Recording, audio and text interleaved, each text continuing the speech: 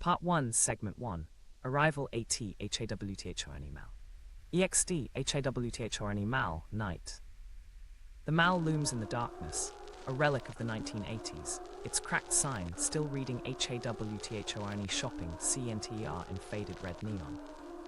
A cold wind sweeps through the empty parking lot, rattling loose flyers and grocery carts left to rust.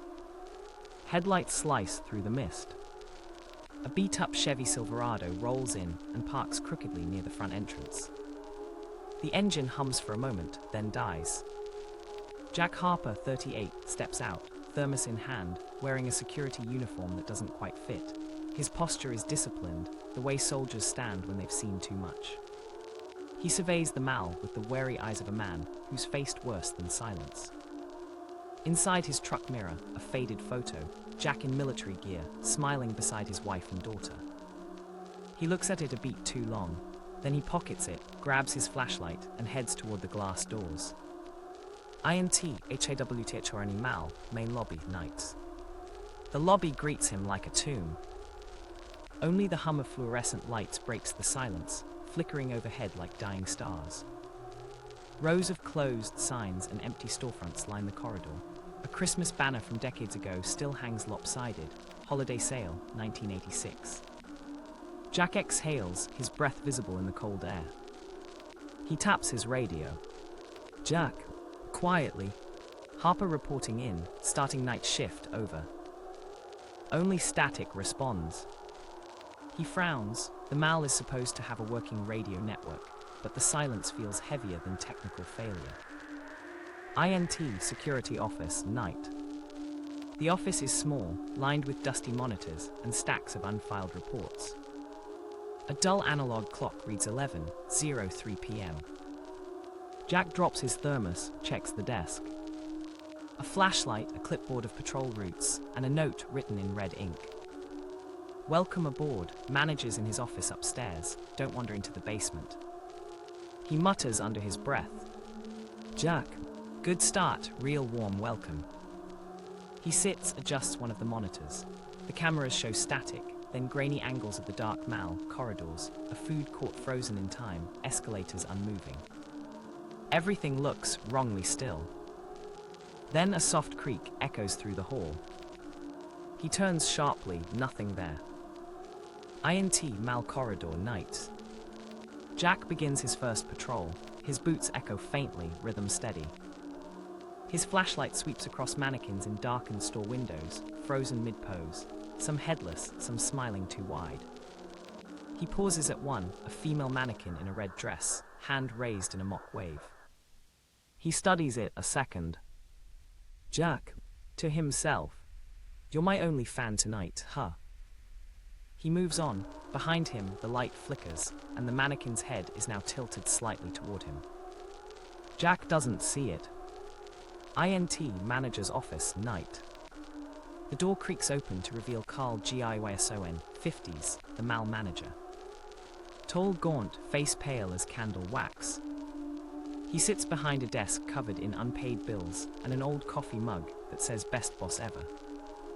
Carl, you must be Harper, you're early. Jack, habit comes with the job. Surveys the room. Quiet place you've got here. Carl's eyes flick toward the window, overlooking the dark Mal. Carl, quiet is one word for it. Pauses. Most folks don't last long here. Too quiet, they say. Jack, I've done worse shifts, desert nights, ammo depots. Nothing's scarier than boredom. Carl forces a small, humorless smile. Carl, let's hope you keep that confidence till morning. He slides a worn folder across the desk. Carl can't. Routes, emergency contacts, and keys. Cameras cut out sometimes. Don't bother with the basement, it's sealed off. Construction hazard. Jack flips through. One page catches his eye. An old black and white photo of employees, smiling under the sign HAWTHORNE Staff, 1985. Among them, a janitor with a cap and mop, Old Sam, and a young woman with kind eyes, Mary. Jack looks up. Jack, what happened to them? Carl's expression freezes for a fraction of a second. Carl. Retired, all of them, long time ago. Pause. You start midnight, try not to roam too far. He stands, gesturing toward the door, already dismissing Jack. As Jack leaves, Carl mutters something under his breath, too quiet to catch. INT Security Office, later, 11:57 p.m. Jack returns, adjusts the monitors again. The static clears for a moment, and he sees a faint silhouette on one camera feed. It's someone sweeping near the west corridor. Jack. Into radio. Carl, you got maintenance staff still in here. Thought I was alone. No answer. He watches the figure, older, wearing a janitor's cap, pushing a mop. When the man turns, his face is indistinct, blurred like a smudge on old film. Jack blinks and the feed cuts to static again. He grabs his flashlight and heads out. INT West Corridor night. The corridor smells of dust and mildew. Jack follows faint mop streaks across the tiled floor, leading toward the EMPLOYES only door. He pushes it open. Inside, a dim maintenance hallway, lined with storage lockers and old signage. A faint humming sound echoes, like someone whistling an old tune. At the far end stands a man in janitor coveralls, old Sam, 60s. His posture is stooped, face hidden under the cap. Jack. Hey, didn't know anyone else was on shift. The man doesn't turn immediately. Then he speaks, voice gravelly but calm. Sam. First night, huh? Jack. Yeah, they didn't mention I'd have company. Sam chuckles softly. Sam. They never do. Pause. You'll want to follow the rules, son. Keeps you alive here. He reaches into his pocket and hands Jack a folded piece of paper, old and creased. Jack opens it, handwritten in messy ink. Rules for night security, HAWTHRNEMAL. Never stare at the mannequins after 2 a.m. If you hear humming from the vents, don't answer. Don't check the basement door, no matter what. At 3:15 lights will flicker, don't move until they stop. If you see a woman in red, don't let her see your face. Leave by 6 a.m., no matter what happens. Jack stares at it, then looks back up, but Sam is gone. No footsteps, no sound, just silence and the distant hum of the lights. Jack. Quietly. Cute, real funny. He pockets the paper, turns back toward the corridor, but the exit door now stands slightly open, swaying back and forth. INT Main Atrium night. The Mal feels colder, his breath fogs the air again. He passes the same mannequin in the red dress, only now both arms are raised. Jack stops uneasy. Jack. To himself. All right, someone's screwing with me. He steps closer, the eyes of the mannequin seem to glint faintly in the dark. Then a faint whisper. Jack. He freezes. The sound is so soft it could be imagined, could be inside his head. His flashlight flickers. He takes a step back. Then all the lights shut off at once. Darkness, utter swallowing black. A beat of silence. Then the lights flicker back on and the mannequin is gone. INT Security Office night. Jack bursts back into the room, breathing hard. He slams the door shut. Checks the monitors again. On camera 3, a figure moves in the corridor, not the mannequin, not Sam. Just a shape, standing, watching the camera. Then the feed cuts to black. Jack exhales, wipes his forehead. He forces a smirk that doesn't reach his eyes. Jack. All right, Hawthorne, do you want to play? Let's play. He picks up his flashlight and reloads his sidearm, just habit, no bullets. Then he sits back in his chair, staring at the flickering monitors. Behind him on the wall clock, the second hand stutters, ticks backward, then resumes. The clock now reads 12:00 a.m. The first night begins. Segment 2, the rules of the night. INT Security Office, 12:00 a.m. The hum of fluorescent lights is the only sound. Jack sits at the desk, eyes locked on the surveillance screens, all black and white staticriddled feeds. He rubs his temples. The thermos of coffee beside him steams faintly, untouched. He pulls out the folded paper Sam gave him. The words look even older now, ink smudged like it soaked through decades. He reads them again, slower this time. Rules for night security, Hawthorne email. Never stare at the mannequins after 2 a.m. If you hear humming from the vents, don't answer. Don't check the basement door, no matter what. At 3:15 lights will flicker, don't move until they stop. If you see a woman in red, don't let her see your face. Leave by 6 a.m., no matter what happens. He exhales. Jack. To himself. This place needs a new PR team. He crumples the paper slightly, but doesn't throw it away. Something about Sam's tone, that gravelly certainty, lingers in his mind. He slides the rules into his pocket, then scans the monitors again. Camera 4, a long shot of the main atrium, catches movement. Something small and subtle. Jack leans forward. The mannequin in the red dress, the one that had moved, is back in its window. Only now, it's facing away from the glass. Looking into the stall. Like it's watching something inside. INT, main atrium, MOMENTS later. Jack walks through the echoing space, flashlight beam slicing across dusty tile. He stops in front of the women's fashion store. The glass reflects his silhouette, slightly distorted. The mannequin stands motionless, back turned. He studies it for a long beat. Jack. All right, sweetheart, let's end this game. He steps closer to the glass, shines the light. No strings, no tricks, just plastic and silence. Still, a prickle runs up his neck. He raises his radio. Jack. Carl, you copy. Got some weird movement in the display area. Might be a prankster. Static. Then faintly a voice, but it's not Carl's. A whisper. Too soft to understand, but it seems to echo inside the radio instead of through it. He clicks it off immediately. Jack. Jesus, probably interference.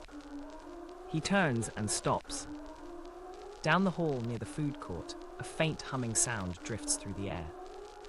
Soft, feminine, like someone singing an old lullaby. He freezes. The second rule on the paper flashes in his mind. If you hear humming from the vents, don't answer. He swallows hard, scanning the ceiling. The sound seems to come from the ventilation shafts, weaving through the metal pipes, moving closer. The melody is broken, but almost beautiful. Then a voice, clear, female, hums a single line. Jack. He drops his flashlight. It hits the floor with a sharp clang. The humming stops instantly. Silence heavy. Even the air seems to stop moving. Jack crouches, grabs the flashlight, and backs away, slow, deliberate. He doesn't breathe until he's back near the security office. INT security office, 12:38 a.m. Jack slams the door and locks it out of habit. He exhales sharply, then laughs, dry, nervous. Jack. Okay, great, talking vents, why not? He checks the monitors again. Everything looks normal. The mannequins haven't moved. The hallway's empty. But something feels shifted. Like the building is watching him. He glances at the paper again, focuses on Rule 3. Don't check the basement door, no matter what. He looks at the map of patrol routes pinned to the corkboard. The basement access point is circled in red ink, marked restricted. He mutters to himself. Jack. That's exactly what a guy shouldn't tell me. INT employee hallway 1:00 a.m. Jack walks with his flashlight steady, radio clipped on. The walls here are narrower, lined with old posters, now hiring 1984, and Hawthorne holiday parade. Dust floats in the air like fine snow. At the end of the hall, a steel door, heavy. A sign taped across it reads, "Do not enter, structural damage." A thick chain locks it shut. The air here is colder, like the temperature dropped 10 degrees. He exhales a cloud of vapor. He steps closer, flashlight trembling slightly as the beam lands on a small plaque beside the door. Basement access, authorized staff only. The hairs rise on his neck. He presses his ear to the door. Silent. Then's knock, knock, knock. 3 dull, heavy thuds from the other side. Jack jerks back, nearly dropping the light. He waits another 3 knocks, slower this time. Something deliberate in the rhythm, as if it's calling him. He forces a shaky laugh. Jack. Half whisper. Probably pipes old building, yeah. He steps back, but as he does, the chain rattles. Just a little. Enough to make his skin crawl. He takes one last look and turns away fast. INT, main atrium, 1:30 a.m. Jack's patrol path circles him back to the central fountain, long drained, its stone angels cracked and headless. He stops, listening. Nothing, just the low hum of the lights. Maybe he's imagining it all. He sits on the fountain's edge, pulls out his thermos, takes a sip of cold coffee. His reflection glints faintly on the chrome lid, pale and tired. Behind him, something shifts. He turns sharply, but it's just mannequins again. 3 of them now in different clothes. They weren't there before. They stand arranged in a half circle, facing the fountain. Headless, expressionless. Their arms posed as if watching him drink. Jack stares at them for a long second. Jack. Okay, yeah, no, we're not doing that. He stands, flashlight raised, shines it at them. No movement. He starts to walk away, then pauses.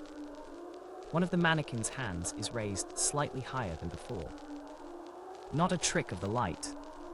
It's subtle but real. Jack backs up slowly. Then click.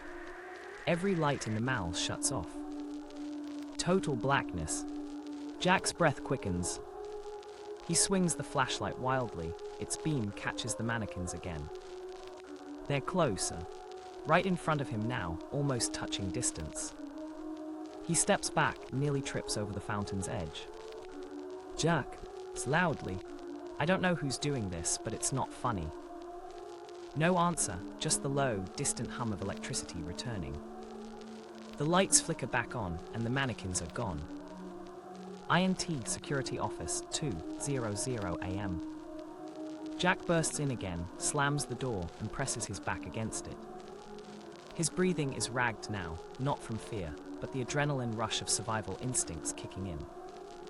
He drops the flashlight on the table, runs a hand through his hair. He checks the cameras once more. Camera 1, empty corridor. Camera 2, food court. Camera 3, west wing, mannequins lined up neatly again, like nothing happened. Camera 4, static, then a flash frame. For half a second, the image distorts, and he sees a face on the screen. A woman's face. Blood down one side, eyes black as pitch. She's staring straight into the camera.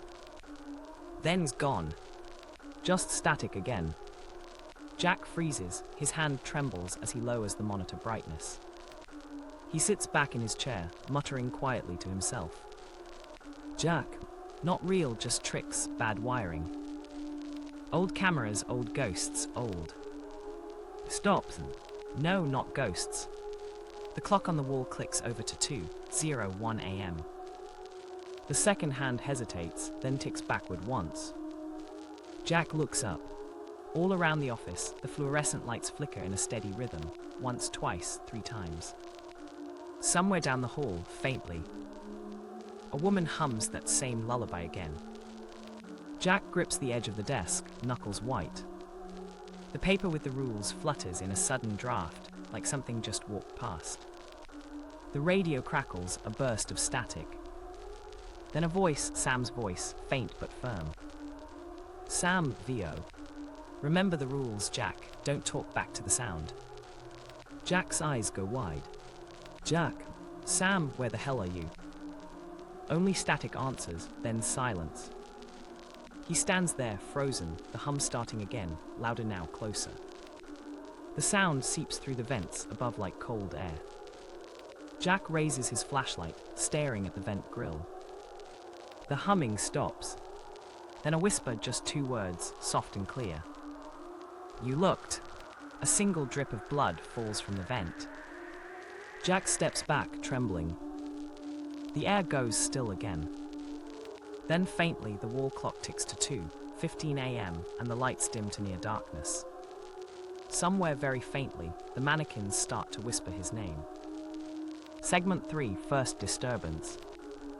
INT Security Office, 2:15 a.m. The hum of the fluorescent lights fades into silence. Jack stands frozen, staring up at the vent where the blood drop had fallen. It's gone now. No stain, no evidence. His reflection in the monitor stares back at him, tired eyes, twitching nerves. He breathes out a shaky laugh. Jack, Great, first night and I'm already losing it. He picks up his radio. Jack, Carl, if you're awake, I'd love to know if the vents bleed in your office too. Static answers him, then a faint whisper of his own voice repeating. Bleed in your office too. He freezes. Jack, What the? He flicks the radio off immediately. Silence returns, heavy as fog. INT Mal Corridor, 2:30 a.m. Jack's boots echo down the deserted corridor. He's not supposed to leave the office, but the stillness is worse than fear. He moves slowly, flashlight beam scanning mannequins, glass, shadows. Each store window reflects fragments of his movement, like multiple versions of himself, slightly out of sync. He passes a toy shop. Inside, dusty shelves of stuffed bears, rusted tricycles, a cracked clown mask. Something moves behind the glass.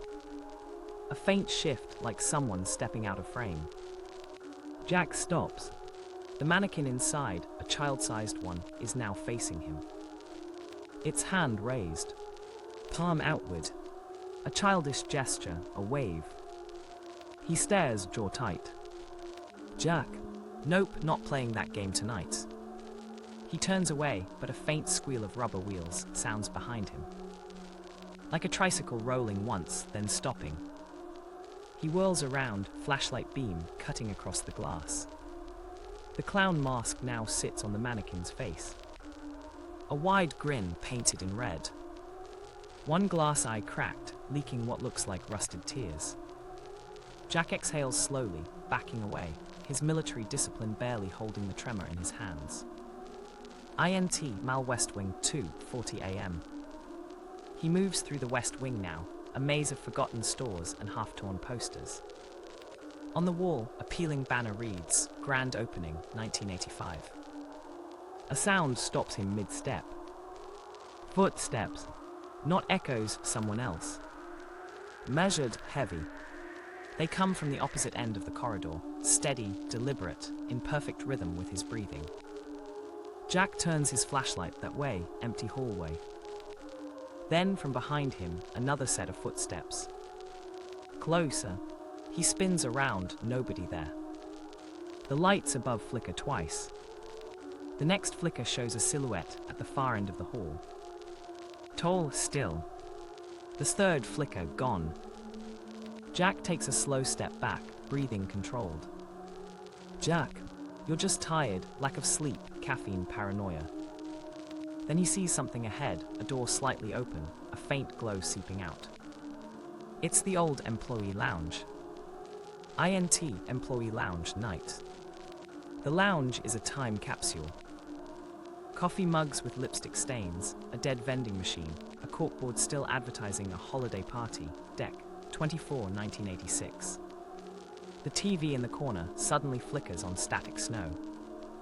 Jack jumps, nearly dropping the flashlight. He walks closer. On screen, a distorted security feed appears, one of the Mal corridors. Black and white.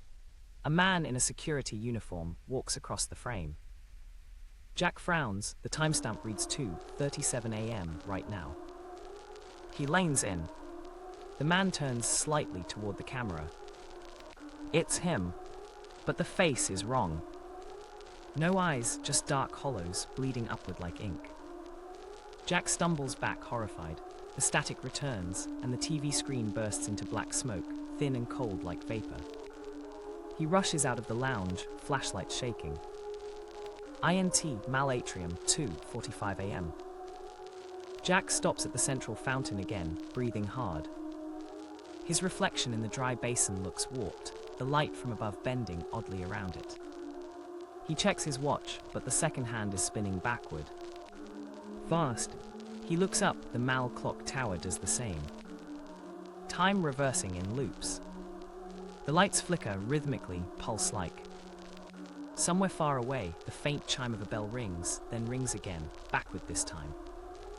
Jack's radio crackles suddenly. Sam, VO. The Mal doesn't like when you wander, Jack. Jack freezes, eyes darting. Jack. Sam, where are you? Sam, VO. You broke the order. Time resets when it wants to. Don't look at the glass. Jack. What glass? He glances instinctively at the fountain's chrome plaque. His reflection smiles back at him. But he isn't smiling. Jack drops the flashlight. It clatters against the tile, the beam bouncing wildly. The reflection moves on its own. It lifts its hand, points directly at him. Then the reflection's face splits open from the center, mouth stretching unnaturally wide, revealing black void where teeth should be. Jack staggers back, heart pounding, stumbling into a store window. And freezes. The glass ripples like water. Inside the reflection, a woman appears behind him. Her hair long, soaked. Her face covered in blood. She reaches out, hand pressing against the inside of the glass, leaving a streak of red. Mary whispering, "Help me." Jack spins around, nothing there. The Mal is silent again. He turns back, her face fills the entire pane of glass now, eyes black and shining, mouth open in a silent scream. The glass shatters outward with a deafening crash. Jack hits the ground, covering his face as shards rain down. The sound of her voice distorts, part scream, part static. "Mary, VO. You looked at me." Jack crawls backward, ears ringing. He raises his flashlight, the shards are gone, the glass is whole again. Perfect. No cracks. No blood. He stands slowly, chest heaving. The reflection shows only him, trembling, wide-eyed. Behind him in the reflection, though just for a second, a figure with no face passes down the hall. INT Security Office, 3:00 a.m. Jack slams the door, locks it, and sinks into the chair. He can't tell if the air feels colder or if his blood's just gone thin. The monitors flicker in and out. On one screen, he sees movement in the west corridor. A shadow walks past the camera. Tall, broad shoulders. No face. He leans forward, jaw tight. Jack. Come on, then. He grabs the baton from the wall, useless, but comforting, and stands ready. The radio hisses again. Sam, VO. Don't go after it, Jack, don't. Jack. I'm not taking orders from ghosts. Sam, VO. Then you won't see dawn. The lights flicker once, twice, 3 times. Then everything dies. Pitch black. INT Mal, unknown time. The world feels different now. The air is thick, like underwater pressure. No sound, not even his footsteps echo. Jack's flashlight flickers on again, revealing the corridors, but they're wrong. Signs are in reverse. Mannequins face the walls. The Christmas banner now reads, Sale 1986, tonight. He walks slowly, scanning the walls. Every storefront now glows faintly red from within. He passes a mirror, stops. Inside, the reflection of the Mal looks normal. He looks behind him, twisted corridors, lights bleeding red. In the reflection, clean floors, bright halls, cheerful colors. He reaches toward the glass, almost hypnotized. From inside the reflection, Mary's hand presses against his, mirror to mirror. Mary softly. It's not done yet. Her eyes fill with tears of blood. Jack jerks back and the reflection shatters silently, like ice breaking. Behind him, faint footsteps start again, soft, irregular, as if the person walking has no rhythm or bones. He turns. The faceless silhouette stands at the end of the hall, still, featureless, skin pale and smooth like wax. Its head tilts slightly. Jack freezes. The thing starts moving. Fast. The air seems to vibrate as it rushes forward, silent, jerky, like time-skipping frames. Jack sprints for the security office. His boots slam against tile, heartbeat matching each echo.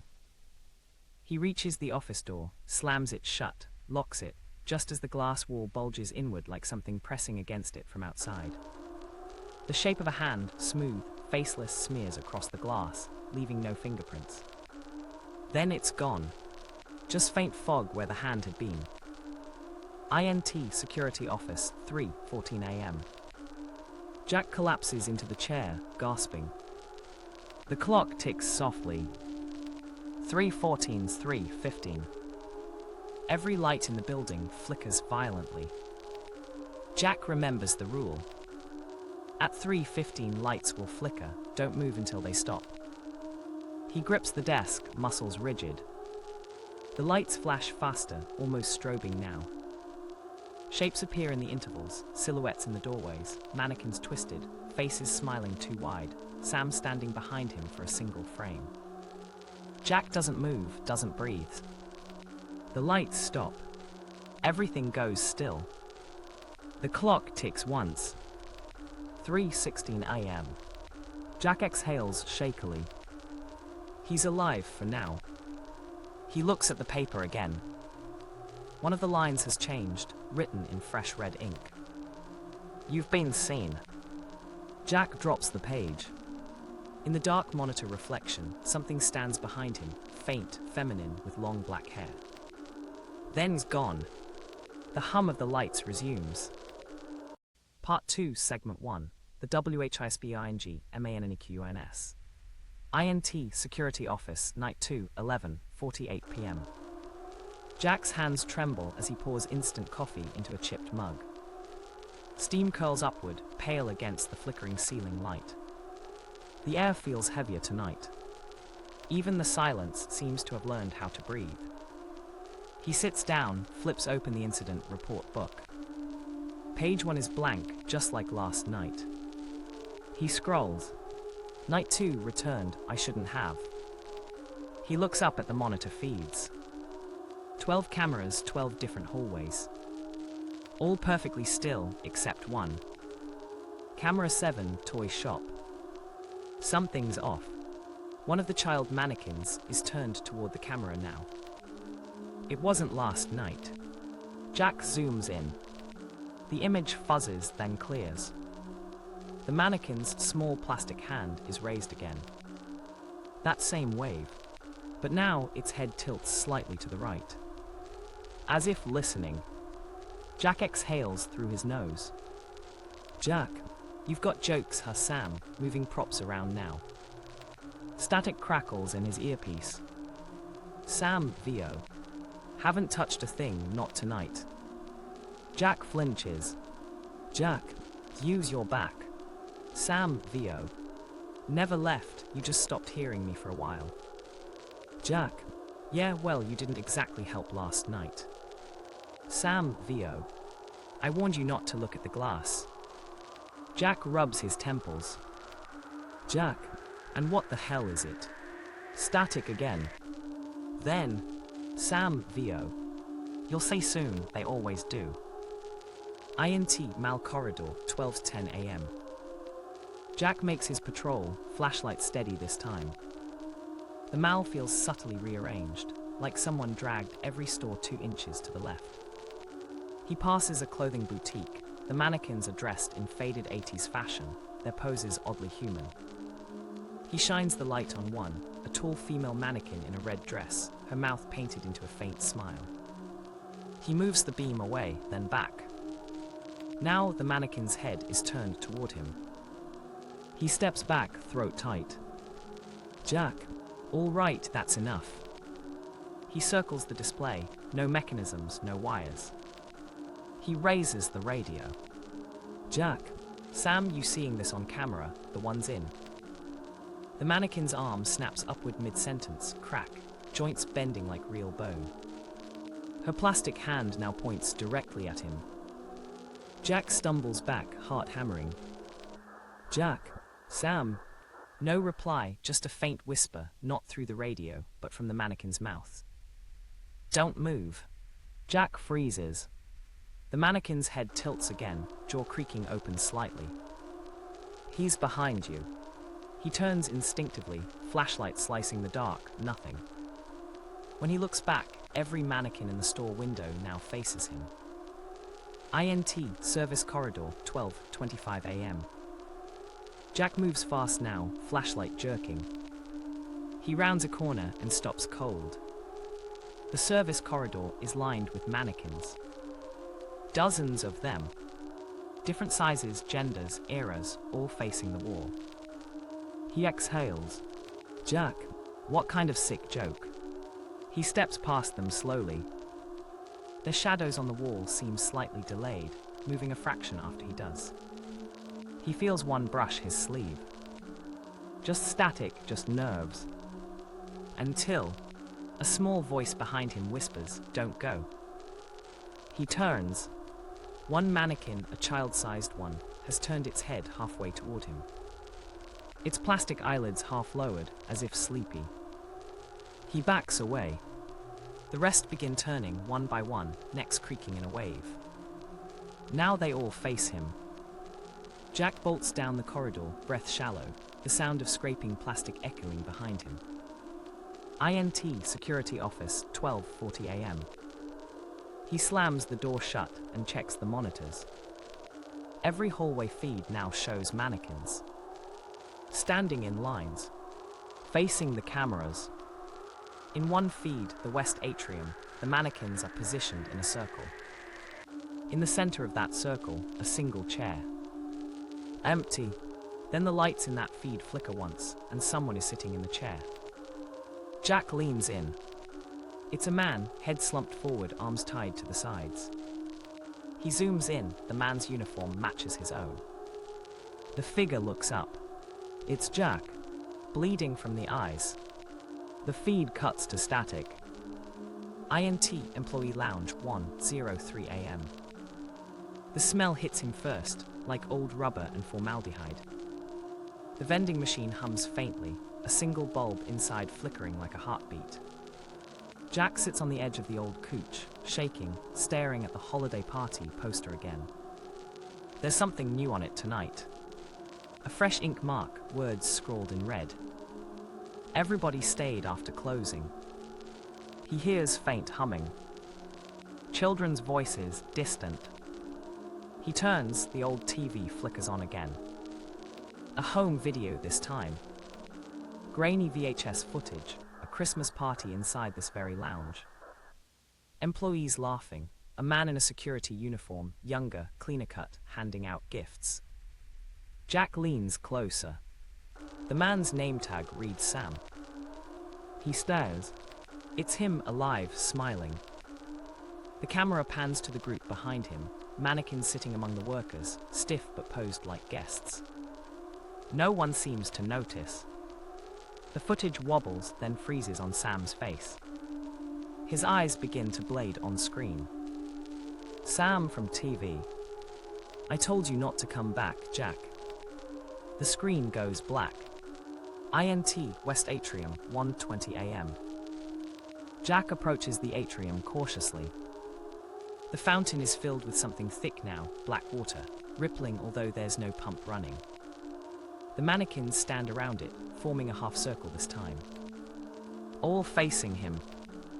Their mouths are open. Faint whispering fills the air, overlapping voices, incoherent, childlike. Jack steps forward, raising his flashlight. The whispers rise in pitch. Jack, What do you want? The mannequins stop. Then, in perfect unison, they tilt their heads left. From the dark, something answers, not with a voice, but with a sound. The deep creak of bending metal. Jack turns, one of the Mal's old directory signs has warped, twisting until it forms crude letters. Look up. He does. The faceless silhouette from last night clings to the ceiling, inverted like a spider, its limbs long and jointless. It drops silently.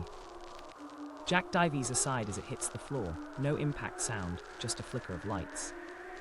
When the lights return, the creature is gone. But one of the mannequins now has Jack's own face. INT Security Office, 1:45 a.m. Jack's breathing ragged, he replays the footage over and over.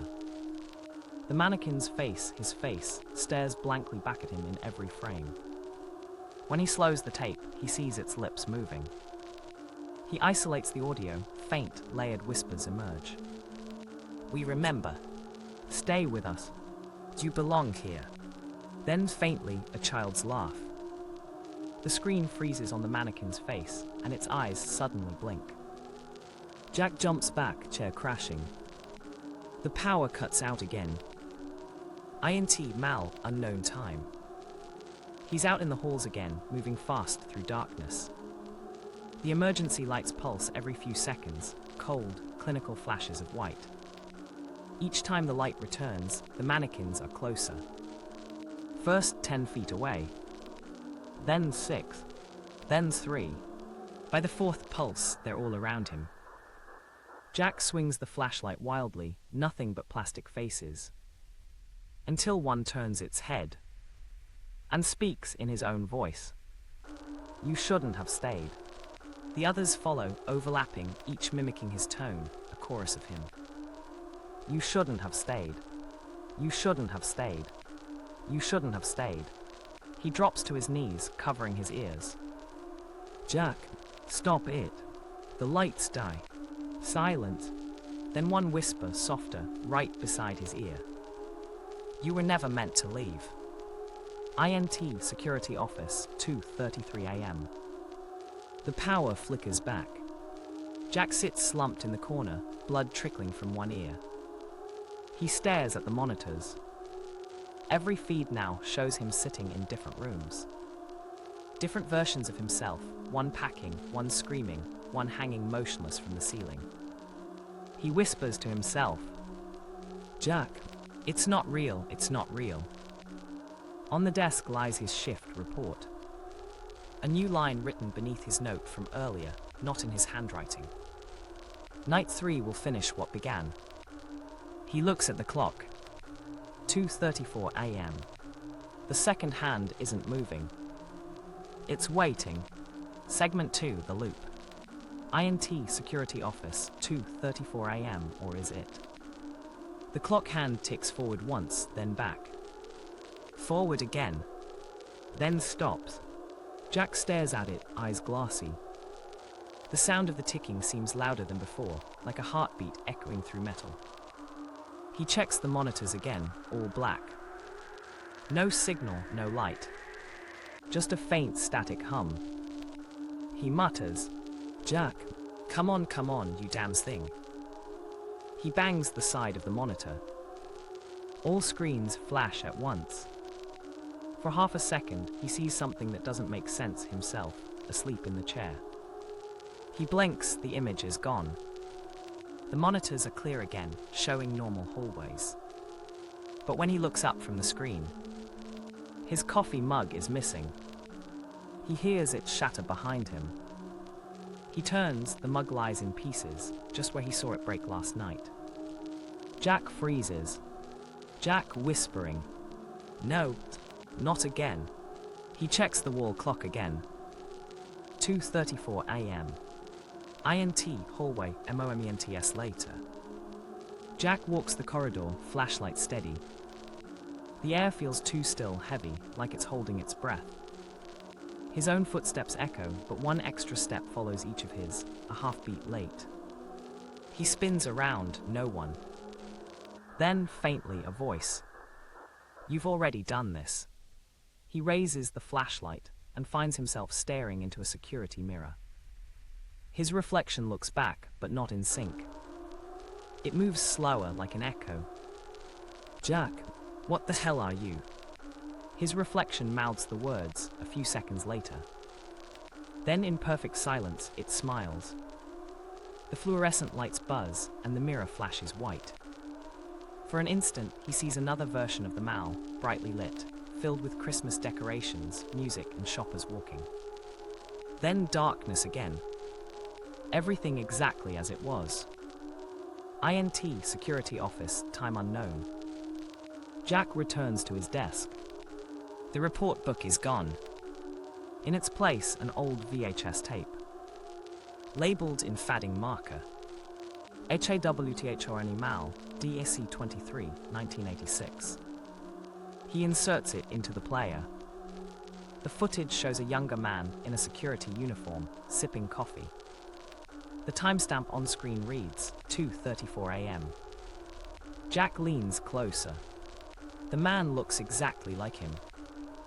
Same scar on the chin, same uniform, same patch. He watches the man on screen glance up toward the camera and raise a hand to wave. Jack feels his heart stop. He looks up, the security camera above him blinks red. He waves back. The man on the tape smiles. Then his eyes roll back, blood spilling down his cheeks.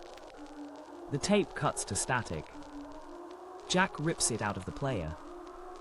The label has changed. Now it reads, Night 2's you. INT North Wing 2:34 a.m. He's walking again, trying to keep breathing steady. He checks his watch. Still 2:34. He passes the toy store again. All mannequins are gone.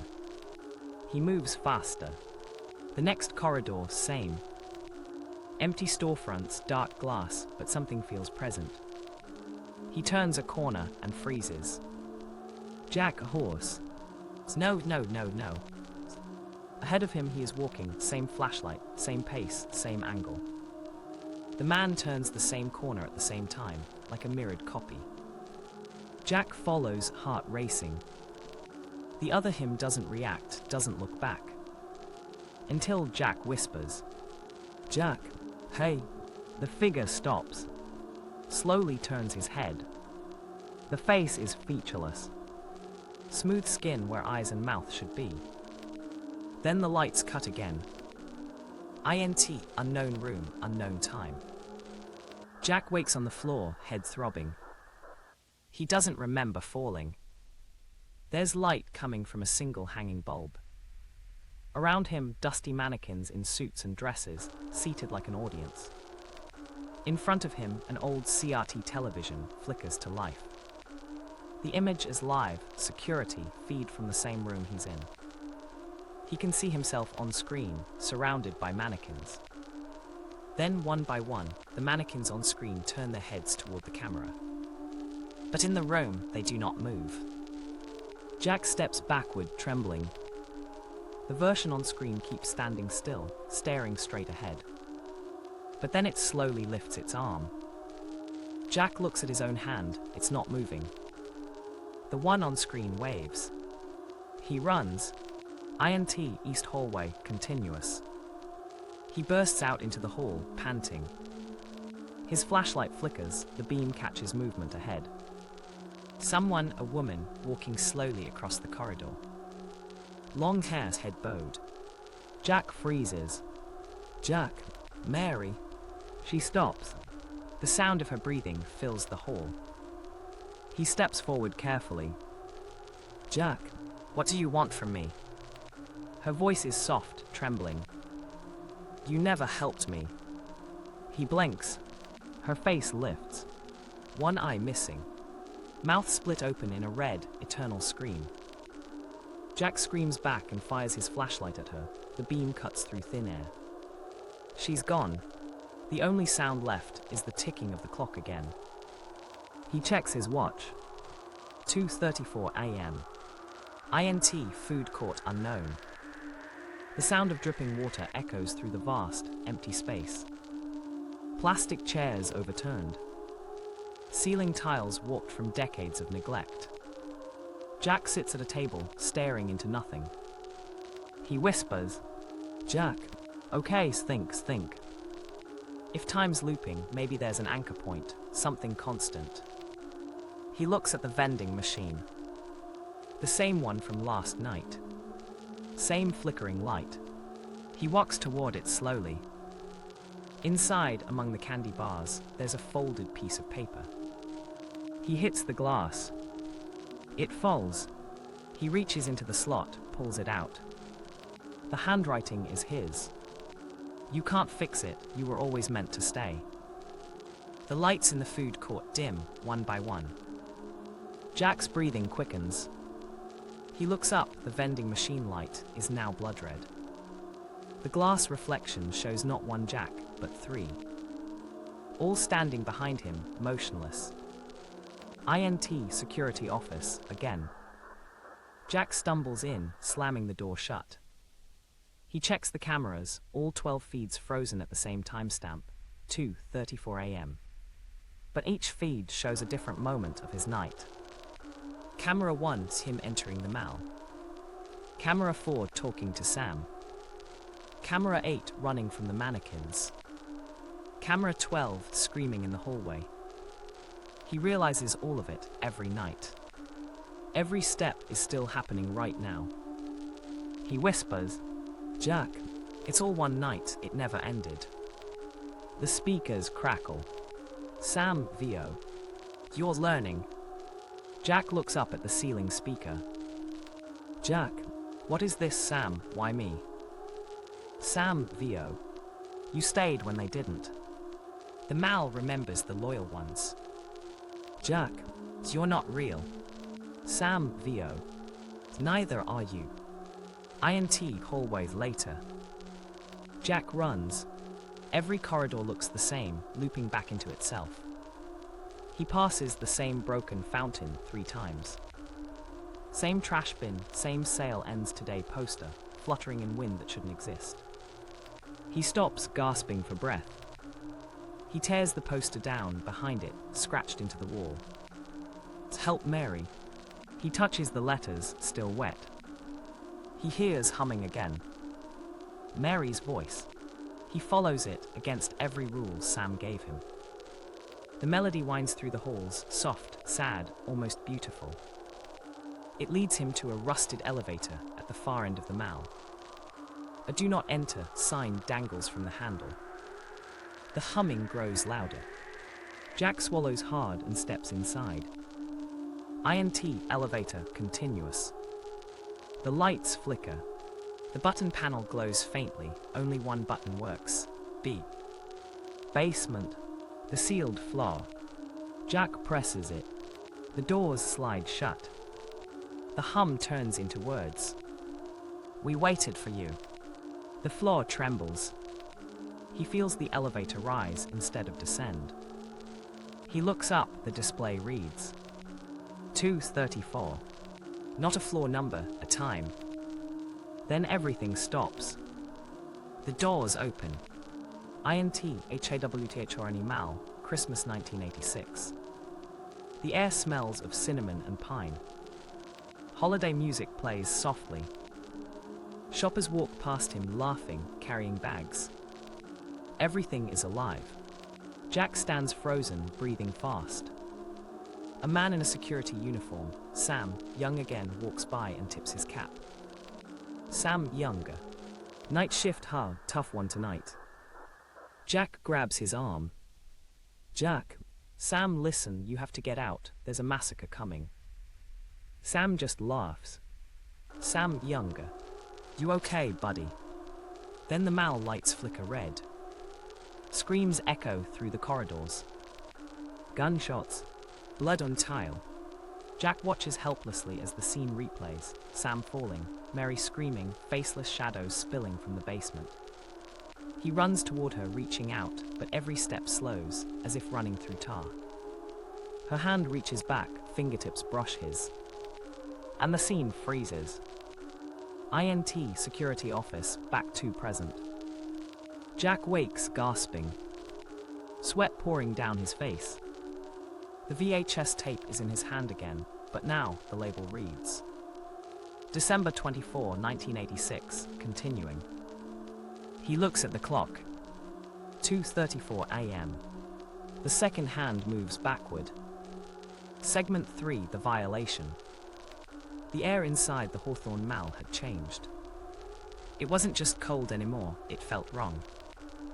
Jack could sense it in the way the shadows lingered too long, the way the fluorescent lights overhead hummed like living things. Even the silence had weight, pressing down on him as if the Mall itself was holding its breath. He sat inside the security office, staring at the monitor feed for the clothing store. The mannequins were still, perfectly still now. He could almost believe he had imagined them moving. Almost. He checked the time, 2:42 a.m. 3 minutes before the third rule kicked in. Avoid the security cameras between 2:45 and 3:15. They see differently then. Jack snorted under his breath. Sure, the cameras see differently. What the hell does that even mean? He leaned back, rubbing his temples. The coffee had gone cold. His nerves were shot.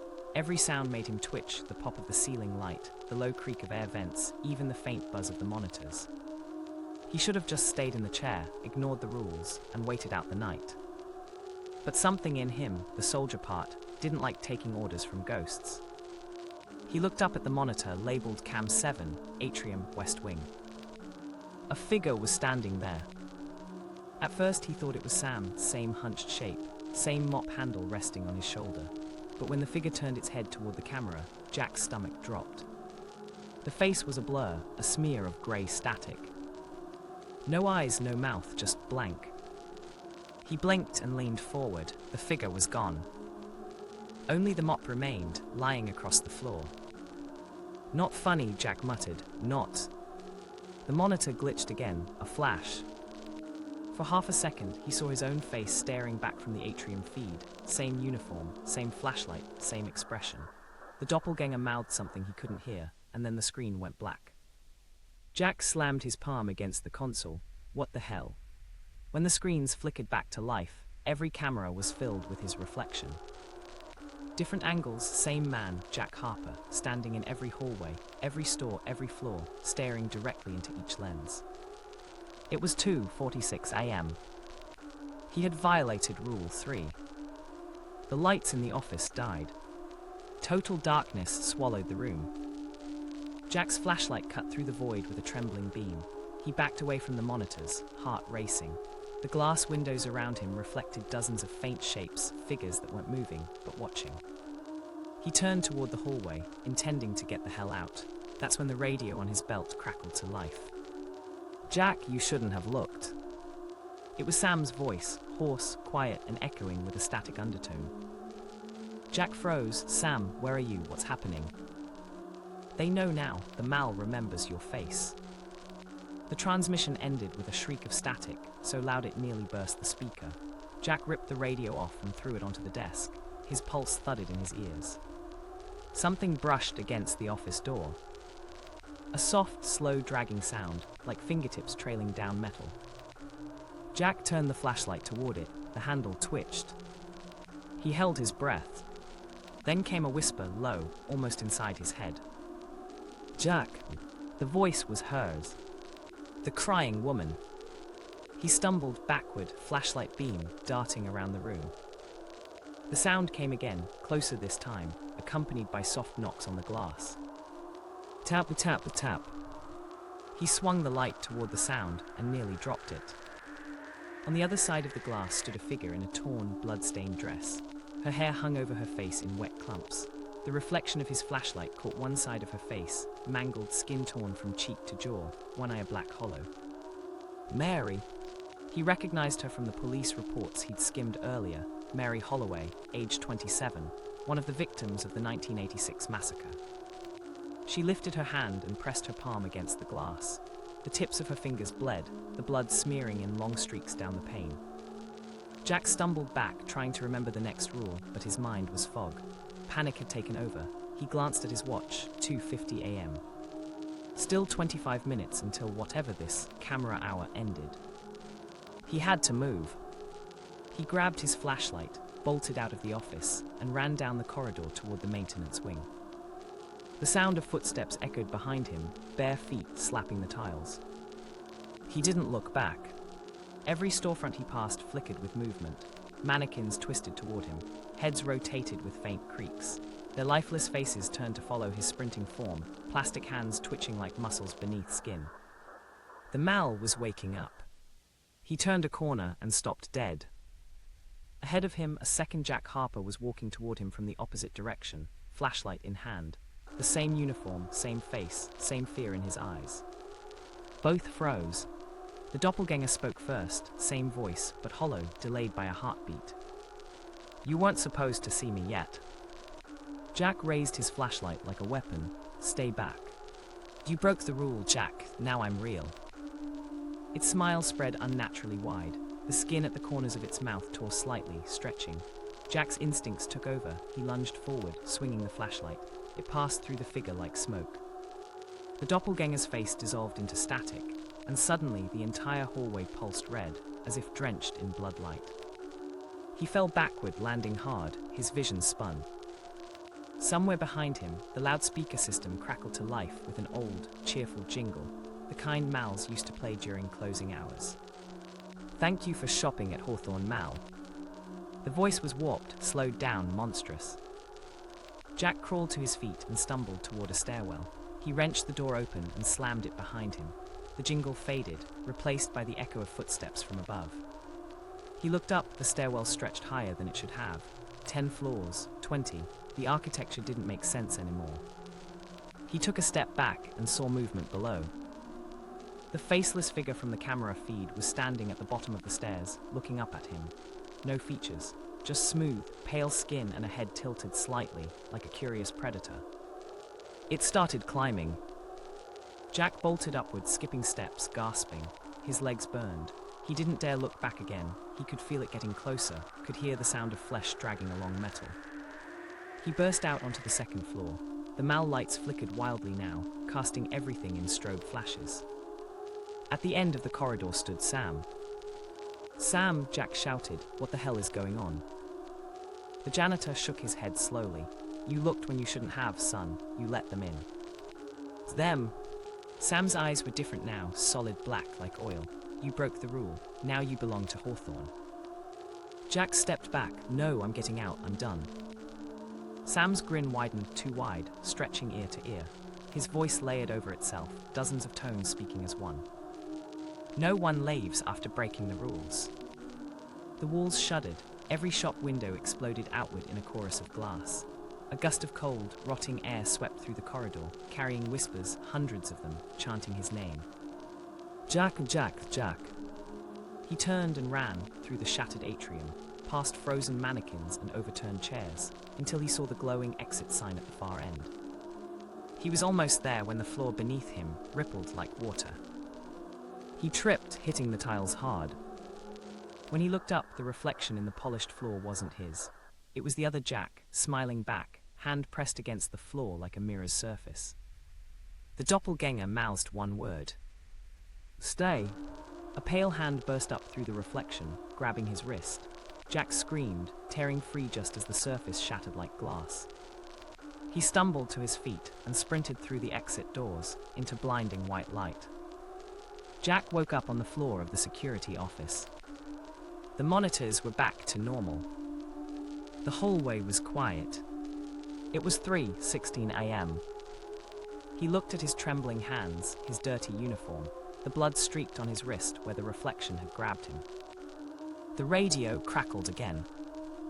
"You made it through the first one," Sam's voice whispered, "but the night's not over yet." Part 3, Segment 1, The Time Reversal. The ringing in Jack's ears faded into the hum of the old fluorescent lights. He blinked hard, expecting the hallucination to end, but the Mal around him remained deathly silent. No voices. No Sam. No ghosts. Just the heavy smell of dust and cold metal. He glanced down at the desk. The rule sheet was still there, but now every line was smeared, as if soaked in blood and re-inked by a shaking hand. Only one sentence remained legible. "The Mal remembers who breaks the rules." Jack exhaled slowly. His pulse felt like a drumbeat in his skull. "You're losing it," he muttered. "Sleep deprivation, flashbacks, you've seen worse." But even as he spoke, something about the air felt wrong, like the oxygen had been replaced with static. The monitors on the wall flickered one by one, turning back on despite the power outage. The first screen showed an empty hallway. The second, a blurred reflection of the office door. The third, Jack himself, seen from behind, sitting at the desk. He turned around. The camera behind him was smashed. Still, the image on the monitor moved. Jack stood, his reflection on the screen turned its head the opposite way.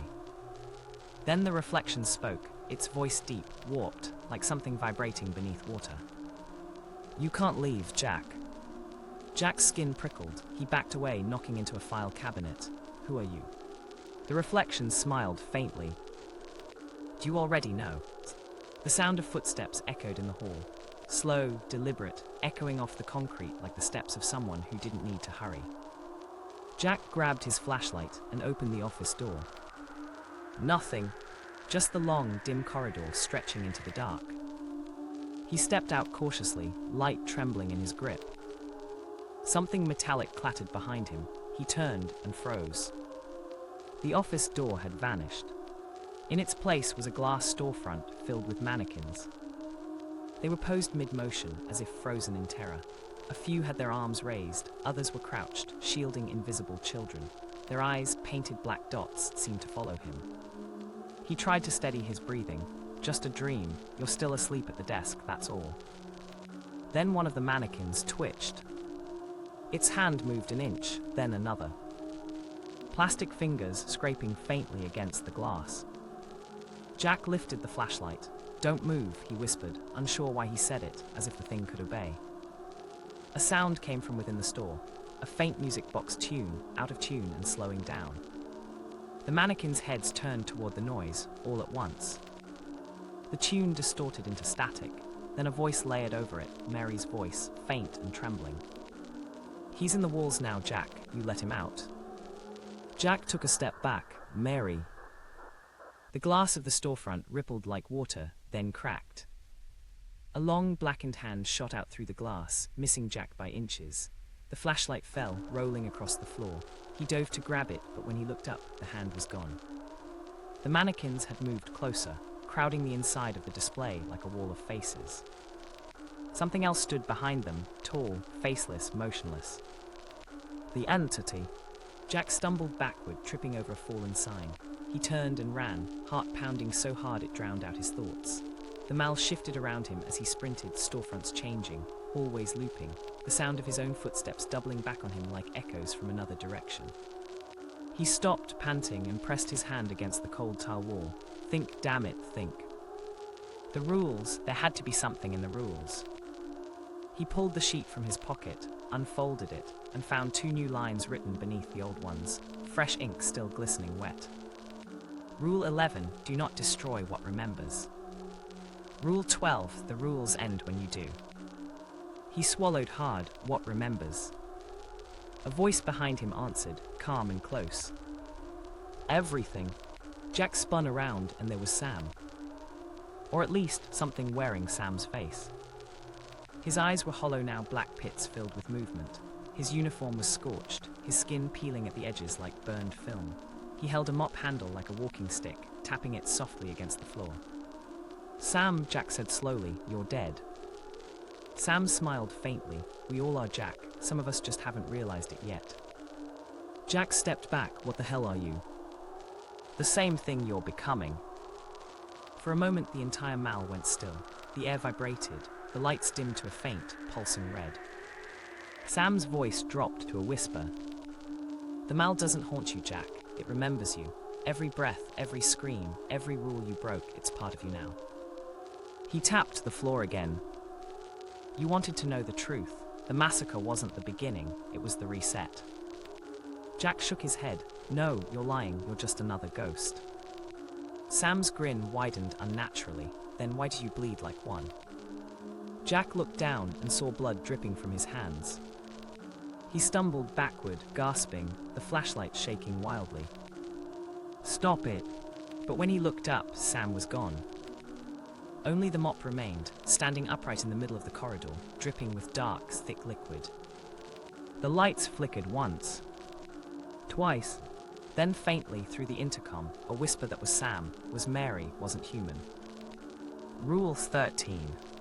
Jack froze. What? Don't wake up. The mal lights died. Jack's breathing came in ragged bursts as the darkness swallowed him whole. His flashlight flickered weakly, its beam cutting only a thin line through the gloom. The silence was absolute, so thick it pressed against his eardrums. Then a faint sound, drip, drip, drip. He shone the light down. The mop lay across the tiles, soaked in a dark liquid that wasn't water. It trailed off toward a maintenance door he'd never seen before, its metal corroded and chained shut. Etched crudely into the steel was a phrase written in something that looked like rust or blood. Below is where they hid the truth. Jack's fingers trembled as he traced the chains. Below, he whispered, the basement. But according to the mal's blueprints, there wasn't a basement. The entire structure had been built over solid concrete after the fire. He should have turned back. He didn't. With a desperate tug, he ripped at the chains until they snapped loose.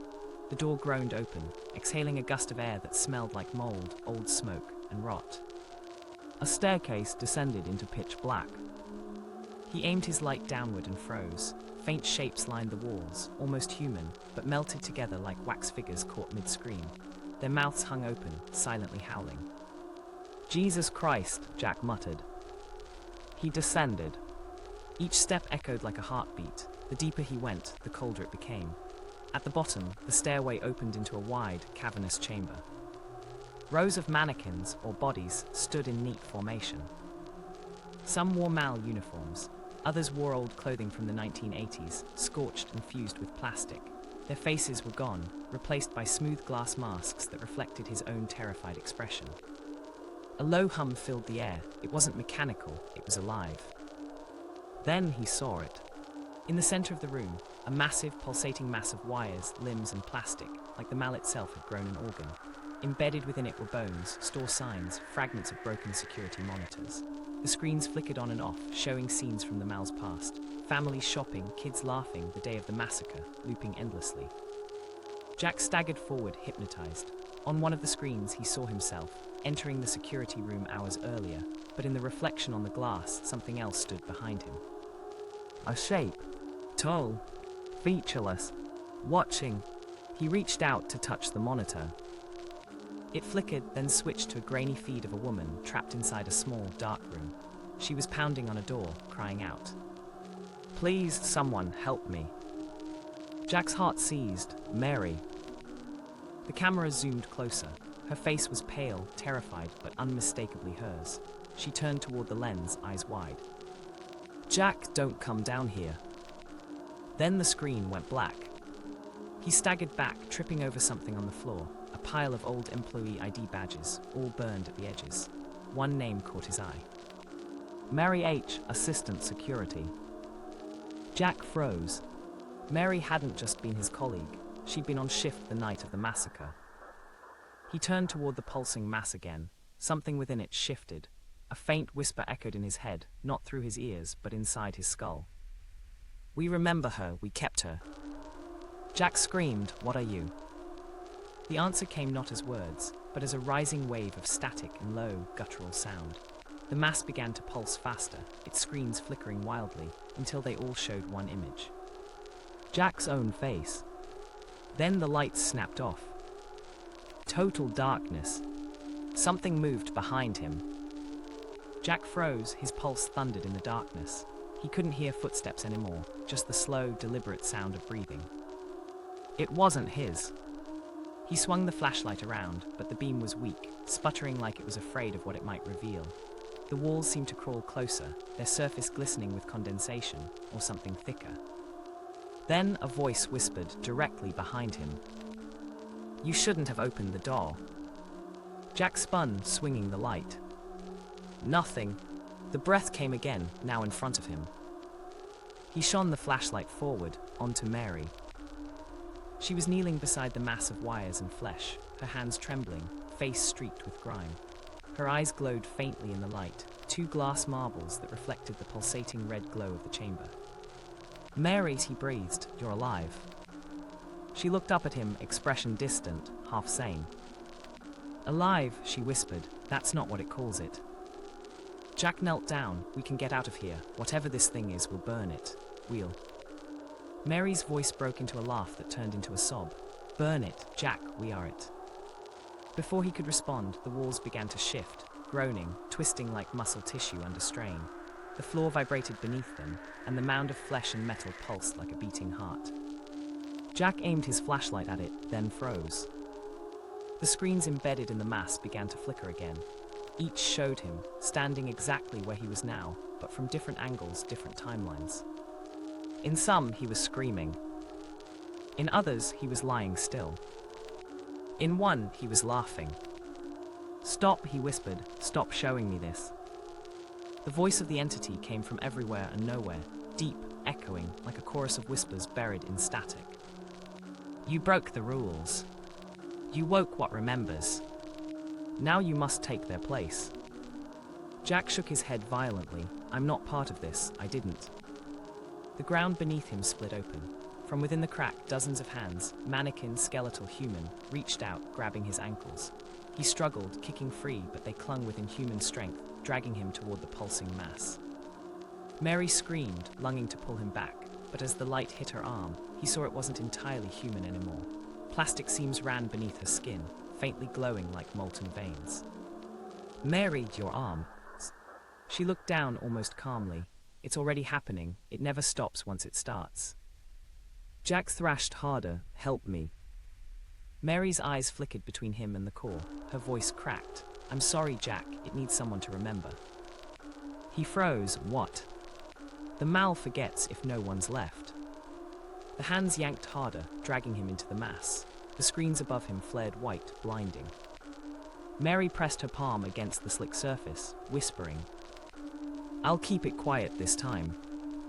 Then she stepped back and the floor sealed shut, swallowing Jack whole. The chamber fell silent. A low hum filled the air, steady now, calm, like the mal had taken a long, deep breath after years of holding it in. Mary stood alone, her face expressionless, staring at the blank screens. One by one, they flickered back on.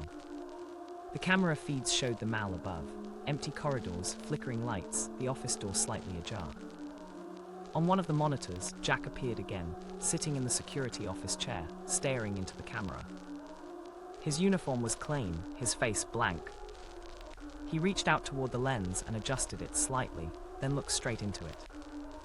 Night security check-in 2:07 a.m. all clear. He smiled faintly. And somewhere in the dark below, the entity whispered.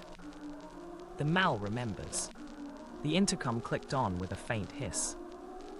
A new voice came through, calm, familiar. Rule 1, never look at the cameras after midnight. The lights flickered. The monitors went dark. Part 4, Segment 1, The Manager's Files. The hum of the security monitors filled the office like a swarm of insects. Jack sat slumped in the chair, drenched in sweat, the glow from the screens painting his face in cold blue light. His reflection looked back at him in the glass, pale, hollow-eyed, older than he remembered. He rubbed his temples. His ears still rang from the static. His body ached as though he'd been in a fight that had never really happened. 4:25, he muttered, glancing at the wall clock. Almost there. But he knew almost didn't mean safe. Not here. On one of the monitors, something flickered. Camera 12, the maintenance wing. The feed jittered, lines of static cutting across the screen. Through the distortion, he could see a faint movement, a shadow slipping across the hallway toward the manager's office. Carl Grayson's office. Jack frowned. Carl. He grabbed his flashlight and the set of master keys and stepped into the hall. The air outside was colder again, but not in a natural way. It vibrated, like a bass note too low for the ear.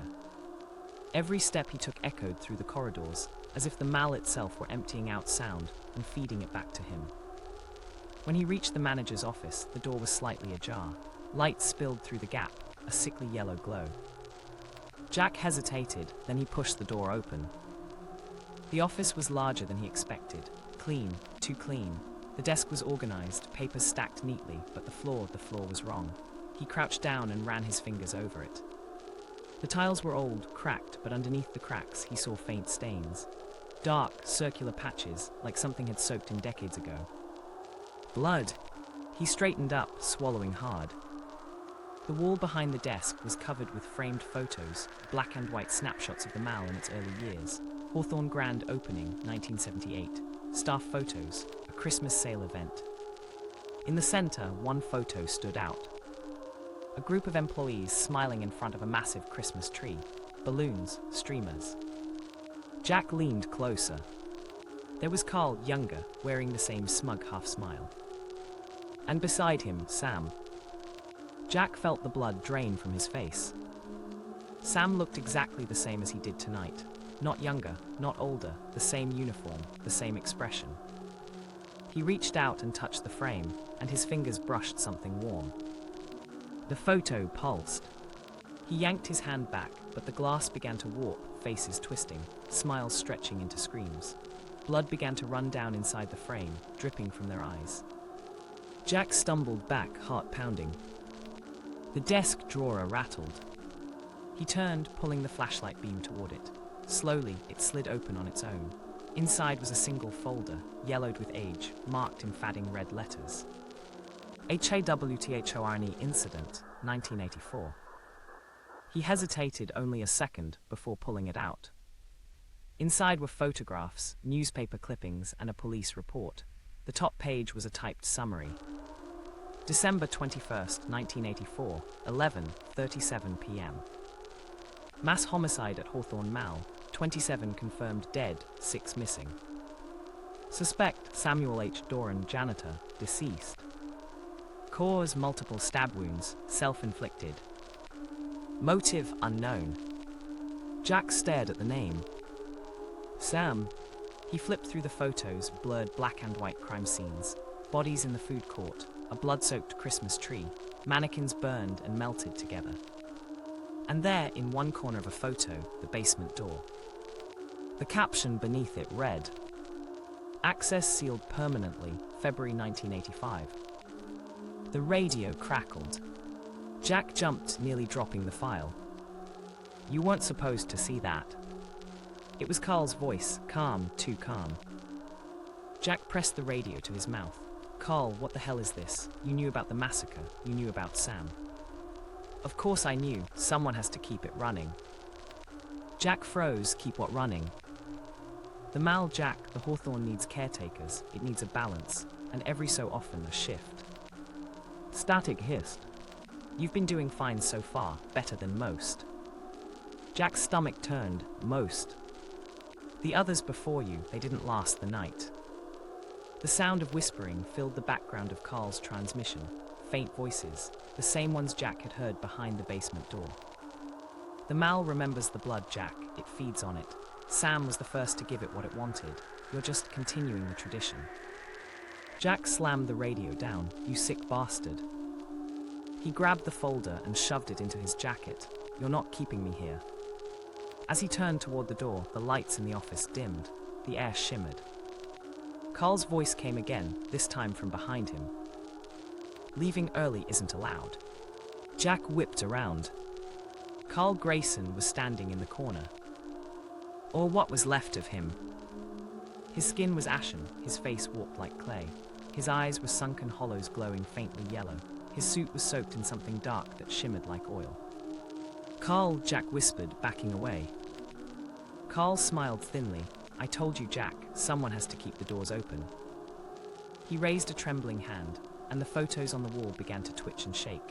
One by one, they fell to the floor, glass shattering, faces inside screaming as if trapped in a silent film reel. Carl stepped closer, his voice lowered. Sam tried to free them once, the ones trapped below, but the Mall doesn't let go, Jack. It collects. You've seen them in the mirrors, the mannequins, the faces in the dark. They're the customers that never left. Jack tightened his grip on the flashlight. You're insane. Carl chuckled, a dry, hollow sound. Maybe, but you'll understand soon enough. The Mall already marked you.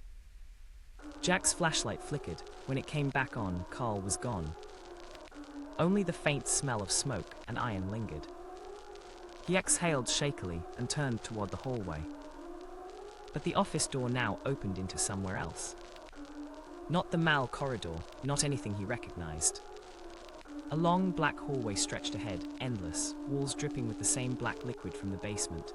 Neon signs blinked faintly in the dark, spelling fragments of words. Sale, exit, open, help. He hesitated at the threshold. The mal was shifting again. He tightened his jaw. You want me to play? Fine. He stepped through. The door slammed shut behind him. He walked for what felt like hours, the floor sticky under his boots.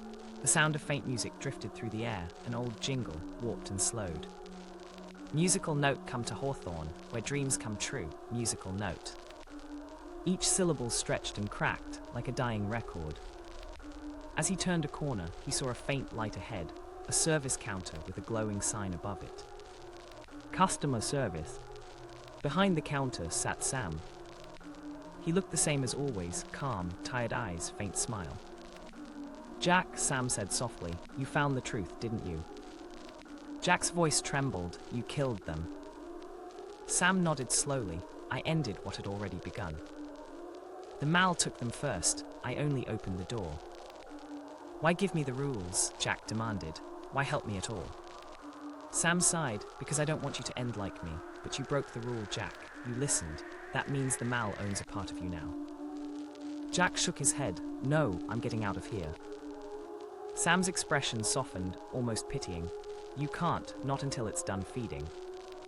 He reached into his pocket and pulled out something small, a coin, tarnished and black. He placed it on the counter. 1 coin for passage, Sam said. Take it when the time comes, you'll know when. Jack stared at the coin but didn't move to pick it up. The air around them began to vibrate again, the low, rising hum of the mal's heart waking. Sam looked past Jack into the dark hallway. They're coming, he whispered. Jack turned. Down the corridor, shadows were moving, dozens of them, the mannequins walking in slow, jerking unison, their eyeless heads twitching. Sam's voice dropped to a whisper. Run, Jack, and whatever you do, don't look back. Jack grabbed the coin and bolted. Behind him, the sound of plastic feet on tile thundered like a storm. He didn't look back, not even when he heard Sam scream. Segment 2, Echoes of the Past. The hum of the emergency lights returned, faint and trembling. Jack blinked into the dim glow of the security office, his breathing ragged. He didn't remember passing out, but the clock on the wall said 3:33 a.m. again. No, he whispered. No, it can't still be 3:33. He tapped the clock's glass. The second hand twitched, then moved backward. Jack stumbled toward the desk, searching for his flashlight. The rule sheet lay crumpled on the floor, damp with sweat and something darker. A fresh line had appeared at the bottom, written in the same crimson scrawl he saw on the wall earlier. Rule 9, remember the screams. They remember you. He froze, the writing pulsed faintly, like it was alive. The monitors flickered back on. This time they weren't showing the empty mal, they were showing people. Dozens of them frozen mid-motion in grainy black and white footage. Shoppers, families, children clutching bags and balloons, a holiday crowd. Jack frowned. This can't be live. The timestamp on the footage read, December 14, 1986. His throat tightened, the day of the massacre. He leaned closer. On one monitor, a man in a Santa costume was standing by the central fountain, handing out candy canes. The scene was cheery, even wholesome, until the image glitched. The same Santa stood there again, but now his costume was drenched in red. The candy canes snapped like bones. The crowd behind him screamed silently, faces melting into static. Jesus Christ, Jack whispered. He flipped to another camera. A woman in a long white dress ran down the corridor, her face blurred, her mouth open in a scream. A moment later, she collapsed, dragged off-screen by something unseen. The feed cut to black, then to a reflection of Jack himself, standing where the woman fell. He stepped back from the screen. No, not me. But when he glanced at the reflective glass again, his reflection wasn't moving. It smiled. Then it spoke, voice faint but clear through the speakers. You were supposed to remember us, Jack. Jack grabbed the radio. Sam, Carl, anyone, you seeing this? Static, then Carl's voice came through, tired, distorted. Jack, where are you calling from? The security office. Silence, then almost a whisper. Jack, the office burned down in 87. Jack stared at the radio, heart pounding. That's impossible. I'm standing in it right now. But even as he said it, the air grew hot. The faint smell of smoke crept into the room. He looked around. The walls, once pale grey, were blackening, bubbling, curling. The floorboards glowed faintly under his boots. The monitors began melting, images dripping down the glass like wax. A woman's scream tore through the speakers, raw, high-pitched, inhuman. Jack covered his ears. Stop it, stop. The screens flashed one last image before dying completely. A little girl holding a shopping bag. Inside the bag, a mannequin's arm, broken and bloodied. She looked straight into the camera, whispering something Jack couldn't hear. Then the power cut. Darkness swallowed the room again. Jack stumbled toward the door, but the handle was blistering hot. He kicked it open, coughing as smoke poured in. The corridor outside flickered with the glow of phantom fire. Shadows of people ran past him, transparent, screaming, burning. He realized then he wasn't just seeing ghosts. He was inside their memory. The Mal was replaying the massacre. He staggered down the corridor, covering his mouth, trying to push through the thick, choking smoke. Every few steps, the air would shift, a flicker, a snap, and the Mal would briefly return to normal before plunging back into chaos. At the end of the hall, he saw the fountain from the old footage. It was dry now, cracked and covered in grime, but for a second he saw it filled again, overflowing with blood. Bodies lay strewn around its edge, customers, staff, and one that made his heart stop. Mary. Her white dress torn, her face, the same mutilated one from his nightmares, now looked almost human. Her eyes were wide with terror as she reached toward him. "Help me," she whispered. Jack froze. You're not real." "Please," her voice trembled. "He's coming." Behind her, something moved. The faceless entity, taller now, its limbs scraping the ceiling. Jack raised his flashlight instinctively, but it flickered, sputtered, and went out. When the beam returned, Mary was gone. Only the entity remained. And this time, it was looking directly at him. The sound hit first, a low, thrumming vibration like 1,000 heartbeats drumming through the walls. Jack's every instinct screamed at him to run, but his legs were heavy, as if the air itself had turned to syrup. The faceless entity loomed across the ruined atrium, its body twitching in slow, deliberate jerks.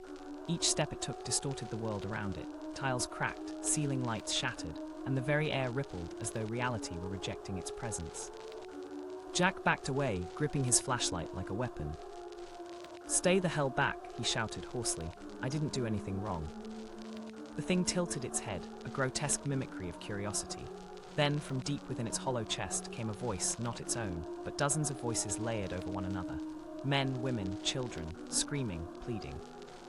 "You broke the rules. They died because of him. Remember us." The lights flickered violently. For a split second, the entity split apart, a dozen translucent figures writhing and merging.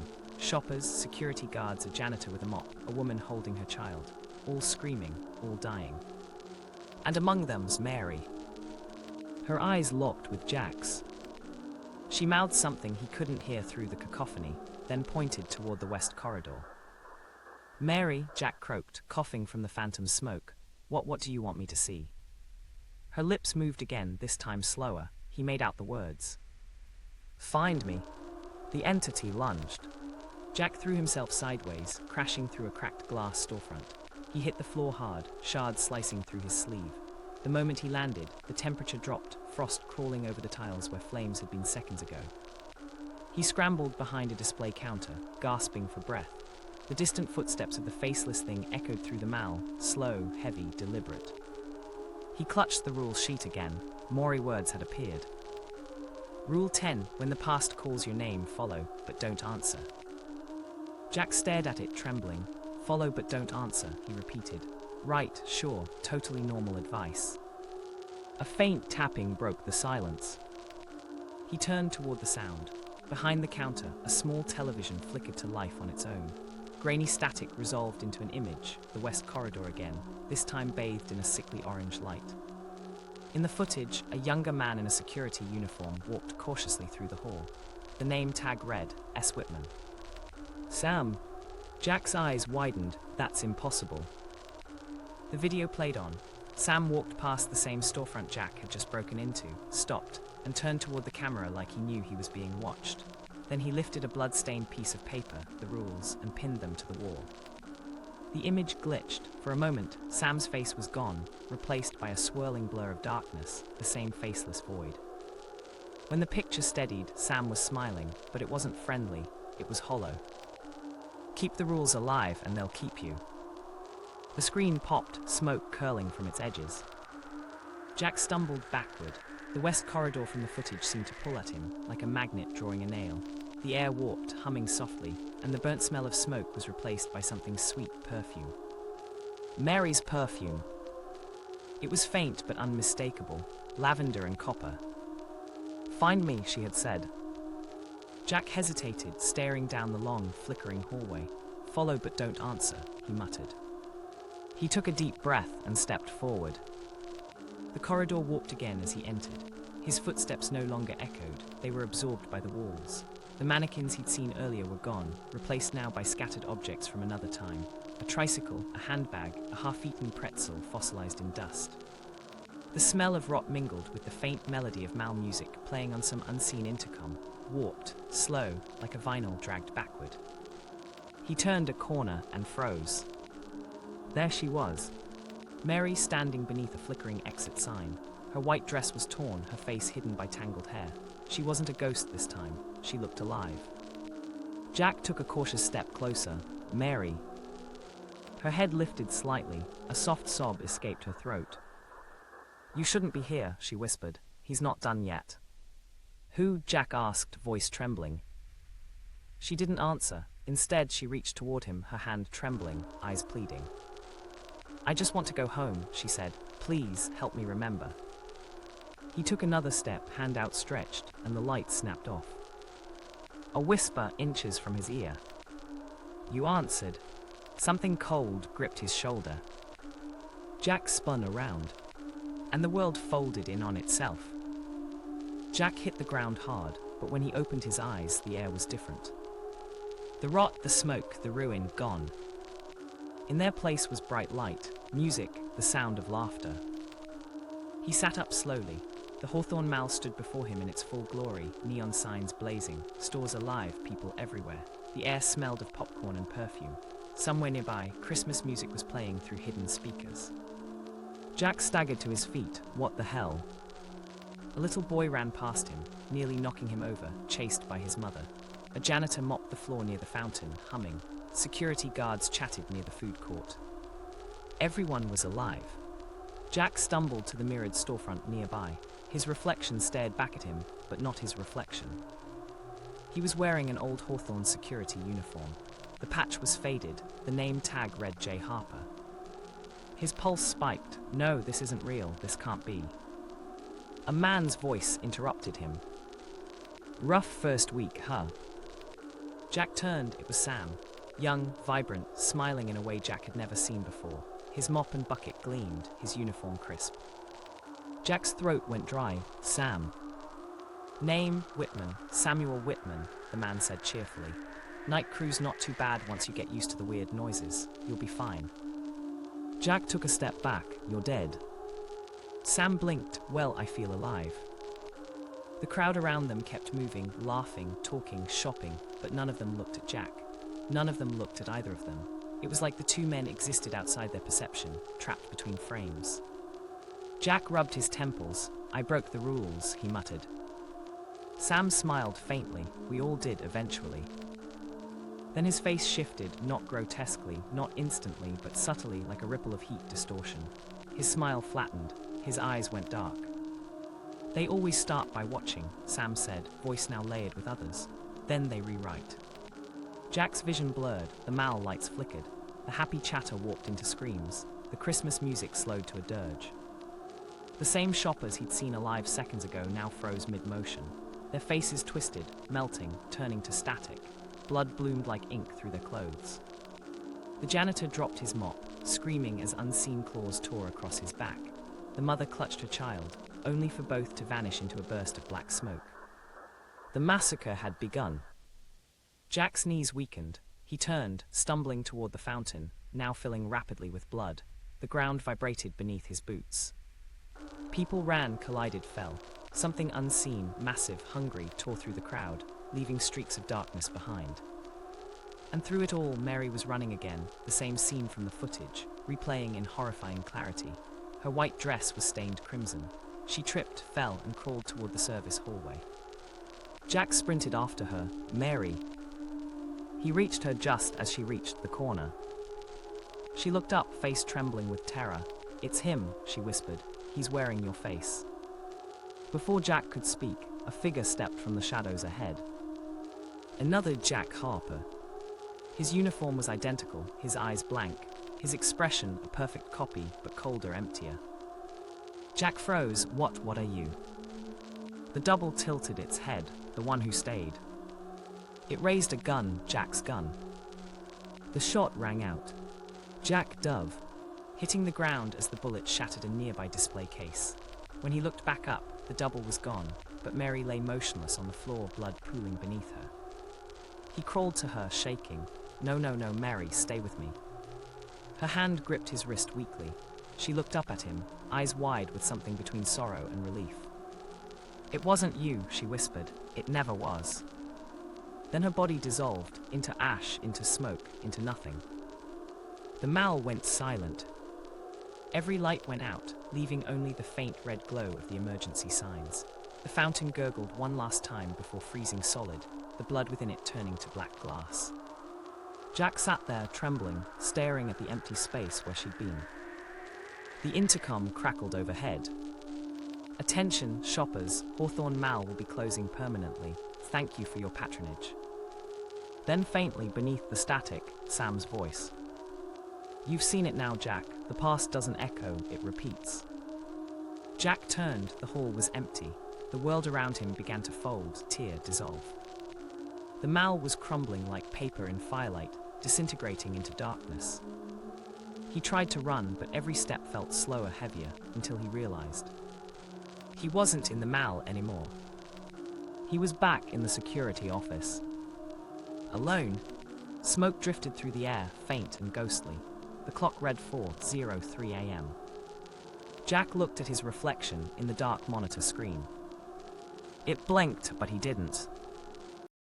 Part 5 segment The Revelation. Morning sunlight crept weakly through the grimy windows of the Hawthorne Mall. It should have felt warm, cleansing. Instead, it only made the dust shimmer like the residue of something alive. Carl Grayson stepped carefully through the main entrance, adjusting his tie. The mall had been officially closed for 30 years, yet the property owners still sent him once a month to check the site, as if pretending it was just another neglected investment rather than a tomb.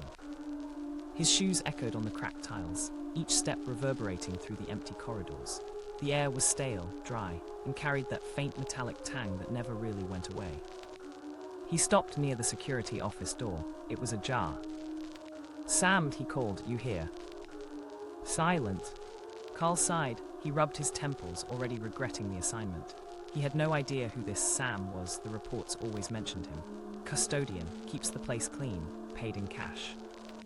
Problem was there were no payroll records, no tax ID, no human trace, but the logs always had the same note in the same shaky handwriting. Sam checked in, 10:00 p.m. Carl pushed the office door open. Inside, the monitors still glowed faintly, running on backup power. A coffee cup sat half empty beside a flickering screen. The smell of burnt plastic lingered. And in the chair sat Jack Harper, alive, awake. Carl froze. "Jesus, Harper, I mean you quit 2 days ago. What the hell are you doing here?" Jack didn't respond. He stared blankly at the screens, his hands resting neatly on the desk. His eyes were distant, unfocused, but his posture was perfect, like a mannequin set in place. "Jack." Finally, Jack turned, slowly, mechanically. His face was pale, lips cracked. "I came back," he said softly, "to finish the shift." Carl frowned. "Finish what shift? Your contract was terminated after that night. You filed your resignation." Jack's head tilted slightly, like a bird hearing a faint sound. "You shouldn't have come here in the morning." Carl swallowed. The words hit him with a strange, instinctive dread. "What are you talking about?" Jack's gaze drifted back to the monitors. One by one they flickered on, showing live feeds from around the mall, except they weren't live. They were memories. On one screen, a younger Carl Grayson walked through the corridors, shouting orders, panic in his eyes. Smoke filled the halls, screams echoed, security guards dragged injured workers away. Carl stumbled back. What the hell? Jack whispered. They showed me everything. Carl's breathing quickened. No, that's impossible. Those tapes, those were destroyed after the fire. Jack shook his head slowly. The mall doesn't forget, it remembers what they did. Carl's voice rose, trembling. I don't know what you think you saw, but that fire was an accident. Electrical. Jack turned to face him fully now, his eyes gleaming faintly under the flickering light. It wasn't an accident, Carl. You locked the basement doors. Carl's mouth went dry. You don't know what you're talking about. Jack stood, his movement was eerily smooth, precise, almost too steady. You sealed them in, to stop the contamination. That's what you told the board, right? Carl took a step back. How could you know that? Jack didn't answer. The screens began to distort, static rippling across them until one image stabilized.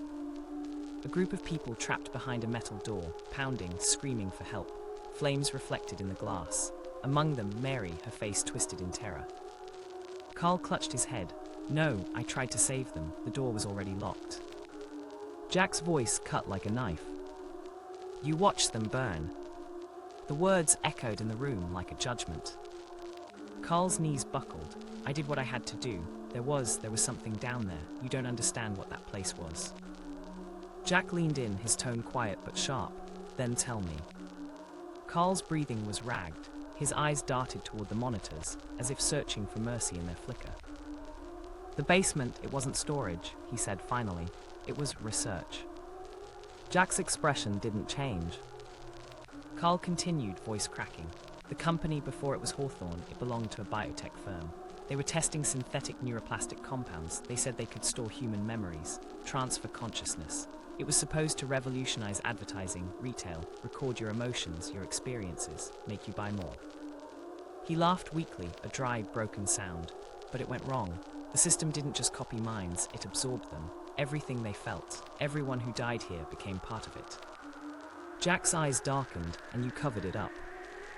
Carl stared at him, trembling. I had to, the investors, there was no stopping it. It was alive, Jack, it still is. For a long moment, neither man spoke. Then Jack said quietly, it wants you to remember. Carl frowned. What? All the monitors went white. A piercing scream erupted from the speakers. Carl fell to his knees, clutching his ears. And from the static, a face formed, melting, reforming, 100 mouths whispering in unison. We remember him. The power cut out. Darkness swallowed them whole. Darkness heavy, complete. Carl's flashlight flickered on with a shaky click, its pale beam trembling against the walls. The security office was empty now. Jack was gone. Only the faint smell of smoke lingered, sweet and chemical, like melted plastic and ash. Jack, Carl whispered. His voice bounced back to him, warped hollow. He turned toward the hallway. A faint red glow pulsed at the far end, coming from beneath the metal door marked Maintenance, authorized personnel only. Carl's breath caught in his throat, the basement. He remembered sealing that door himself 30 years ago. His signature was still etched into the rusted lock tag. And now, somehow, it was open. He approached slowly, one hand pressed to the wall for balance. The closer he got, the stronger the smell became. Old smoke, wet earth, and something else beneath it. Something organic. The door groaned as he pushed it open. Beyond lay a stairwell that shouldn't exist, spiraling downward, carved directly into concrete. Each step was slick, almost pulsing faintly underfoot, as if the structure itself had veins. Carl swallowed hard and began to descend. His flashlight beam danced across the walls. Old warning signs, half-burned, clung to the concrete like barnacles. Experimental storage, Level B. Property of Hawthorne, INDUSTIS. Do not exceed memory threshold, LIMITS. Christ Almighty, he muttered. At the bottom of the stairs, the corridor opened into a vast underground space. Broken equipment lay everywhere, tangled wires, shattered computers, glass tubes filled with milky fluid long evaporated. But what made Carl freeze wasn't the wreckage, it was the sound. Whispers, thousands of them, layered and distant. As if 100 voices were murmuring all at once, blending into a low, sorrowful hum. He moved forward slowly, scanning the room. The flashlight beam caught on something ahead, metal pods, coffin-shaped, arranged in neat rows. Each had a small screen still faintly flickering, displaying the same word. Status, memory ITIND. Carl's knees nearly gave out. Oh God, they're still active. He stepped closer to one of the pods. A woman's face floated behind the glass, frozen mid-screen, her skin half melted, her eyes empty sockets of light. Carl stumbled backward, nearly tripping over another pod. He aimed the light at it and froze. The nameplate read, Mary H. Security Staff. Mary. The pod's glass suddenly fogged over. A hand pressed from inside, leaving a bloody smear. Then faintly, too faintly to be possible, he heard her voice. Carl's help me. He fell to his knees. I didn't mean for it to happen. I didn't know what it would do. You knew? The voice was clearer now, coming from everywhere. The whispers rose, merging into a slow, pulsing chant. Carl spun in place. The pods began to rattle, their screens flashing erratically. Then, from the far end of the chamber, a figure stepped out of the dark. Jack. He moved with eerie calm, his skin pale under the flickering light. His security uniform was pristine, untouched by dust or blood. His eyes glowed faintly white, like the screens on the pods. Jack, Carl said, backing away. Thank God, we need to get out of here. There's something. Jack raised a hand, the whispers stopped. When he spoke, his voice was not entirely his own. It echoed layered, as if dozens of voices spoke through him. We are here. Carl's stomach turned. What did it do to you? Jack tilted his head. It didn't do anything, it showed me the truth. He gestured to the pods. These are not bodies, Carl, they're memories. You didn't bury the dead, you stored them. Carl shook his head violently. It was containment. The neural gel was supposed to neutralize the patterns. You don't understand. Jack stepped closer, his expression blank, but his voice trembling with rage that wasn't entirely human. You fed them to it. You built a machine to hold what you couldn't face. Carl's back hit the wall. Please listen. If we destroy the core, maybe it can. Jack smiled faintly. Destroy it. He glanced upward. It's already everywhere. The lights, the walls, the floors. It remembers everything. The pods began to hum, vibrating in unison. The walls rippled like liquid metal turning soft and organic, wires twitching like tendons. Carl screamed, "What do you want from me?" The lights dimmed to a deep crimson. We want you to join. The floor cracked open. A torrent of black fluid erupted, engulfing Carl's legs. He struggled, clawing at the ground, but the substance climbed faster, wrapping around his torso like living tar. Jack watched silently as the mass swallowed the old man whole. The last thing Carl saw before darkness consumed him was his own reflection, distorted and endless, multiplying across every flickering screen. When the chamber fell silent, Jack turned toward the nearest pod. Inside, Mary's face was calm now, her eyes closed. He pressed his hand to the glass. It's done. Her voice whispered faintly, almost tenderly. No, Jack, it's never done. And from deep within the walls, the entity stirred again. The lights began to flicker. Dust drifted from the ceiling. Fluorescent lights flickered in rhythm, casting the corridors in pulses of ghostly white. Jack Harper stood in the middle of the atrium, motionless. The world around him shimmered faintly, as though reality itself was struggling to keep its shape. All around him, faces began to form in the walls, impressions in plaster and steel, silent and watching.